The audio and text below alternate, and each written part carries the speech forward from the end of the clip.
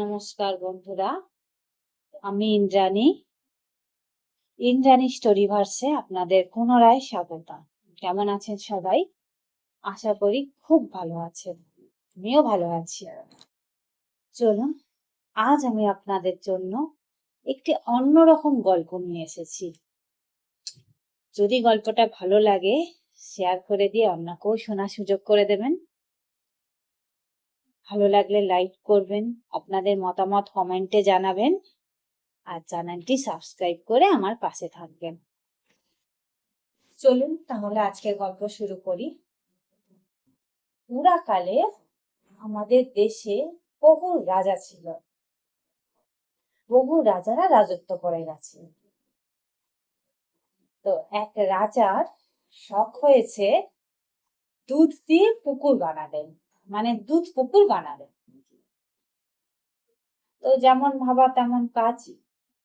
উনি পরের দিন রাজসভায় ওনার রাজ্যে যত গোয়ালা আছে সবাইকে ডেকে পাঠালেন। রাজার আদেশ কেউ অমান্য করতে পারবে না, তাই প্রত্যেকে পরের দিন যথাসময় রাজসভায় এসে উপস্থিত হলেন। রাজামশাই সবাইকে আদেশ দিলেন, কাল তোমরা প্রত্যেকে এক বালতি করে দুধ আমার জন্য নিয়ে আসবে, আমি দুধ পুকুর বানাবো। এই আদেশ প্রত্যেক গোয়ালাকে দিলেন। গোয়ালারা শুনলো, শুনে বাড়ি চলে গেল। একজন গোয়ালা বসে বসে ভাবছে, কাল তো সবাই এক বালতি করে দুধ নিয়ে যাবে রাজসভা, তার মধ্যে যদি আমি দুধের বদলে এক বালতি জল নিয়ে যাই, কে টের পাবে? অত দুধের মাঝখানে আমার এক বালতি জল কি আর বোঝা যাবে? নিশ্চয়ই যাবে না। এই ভেবে উনি রাতটা কাটিয়ে দিলেন। পরের দিন যথারীতি সকাল হলো। উনি এক বালতি জল ভালো করে ওনার বালতি পরিষ্কার করে ভিতর করে এক বালতি জল নিয়ে রাজসভার উদ্দেশ্যে রওনা দিল। গিয়ে দেখলো সব গোয়ালারা যথারীতি এসে গেছে। উনি গিয়ে দেখলেন ওনার ওই কথাটা যেটা উনি কাল রাতে ভেবেছিলেন সেটা সব গোয়ালা ভেবেছে।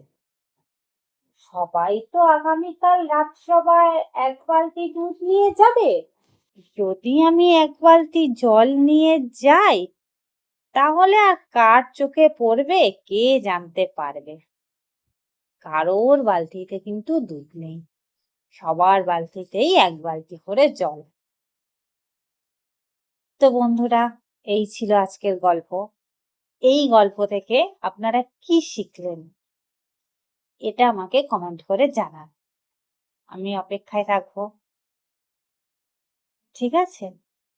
আমার কমেন্ট এটাই, যদি রাজার সঠিক মূল্য দুধের জন্য দিয়ে থাকে তবে তাকে ঠকানো একদমই উচিত নয়।